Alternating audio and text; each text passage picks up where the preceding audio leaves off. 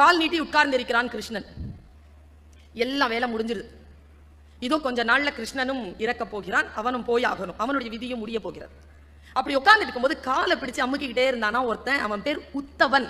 உத்தவன் காலை பிடிச்சு அமுக்கிக்கிட்டே இருந்த உத்தவன் கிட்ட கிருஷ்ணன் சொன்னானா, போர் முடிய போகுதுடா, போர் முடிஞ்சிருச்சுடா, உலகமே முடிய போகுது, நானும் போறேன், எல்லாருக்கும் எல்லாம் பண்ணிட்டேன், உனக்கு இது வரைக்கும் எதுவும் செய்யல, உனக்கு ஏதாவது செய்யணும்னா சொல்லு, செஞ்சுட்டு போறேன் நானா. அப்போ உத்தவன் சொன்னானா, இறைவா உன் காலுக்கு அருகில் உட்கார்ந்து உன் மேனியை தொடக்கூடிய ஒரு பாக்கியம் எனக்கு மட்டும் தானே கிடைச்சது, எனக்கு அது தவிர்த்து வேறு எதுவும் வேண்டாம். நல்லா யோசிச்சு சொல்லி, எதுவும் வேண்டாமா? எதுவும் வேண்டாம் என்றான் உத்தவன். எதுவுமே வேண்டாமா? எதுவும் வேண்டாம். சரி, கான்சியஸா சொல்றியா? கான்சியஸா சொல்றேன். சரி சரி, நீ போய் ஓய்வெடு என்றவுடன் உத்தவன் கேட்டான் ஒரே ஒரு கொஸ்டின், அதுக்கு பதில் சொல்லி. என்ன? இந்த மகாபாரத போற நீ நடத்தாம இருந்திருக்கலாம்ல? கிருஷ்ணன் பதில், இல்லை, அது முடிந்திருக்காது, என்னால் முடிந்திருக்காது. சரி, இந்த சூதாவது நிறுத்தி இருக்கலாம்ல? அவன் சொன்ன கேள்வி நியாயமானதுங்க. இந்த சூதையாவது நீ நிறுத்தி இருக்கலாம்ல? கிருஷ்ணன் தந்த பதில் அபாரம், வித்தியாசமான பதில். அவன் சொன்னான், என்ன பதில் பாருங்க, கனெக்ஷனே இல்லாத பதில சொன்னான். துரியோதனன் விவேகி.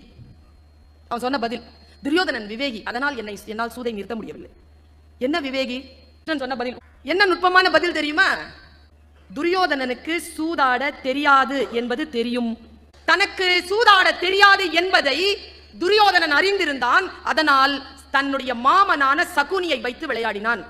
ஆனால் தர்மனுக்கு தனக்கு சூதாட தெரியாது என்று தெரியாது. இருந்தாலும் அவன் ஆடினான். ஒரே ஒரு கேள்வி பதில்தான் உத்தவா உனக்கு. ஒருவேளை தர்மன் துரியோதனன் எப்படி தன் மாமன் சகுனி ஆடுவான் என்று சொன்னானோ, அப்படி தர்மன் என் கிருஷ்ணன் சகுனிக்கு எதிராக விளையாடுவான் என்று அறிவித்திருந்தால் இந்த போர் நடந்திருக்க வாய்ப்பே கிடையாது. என்னை அவன் சூதாட விடவில்லை.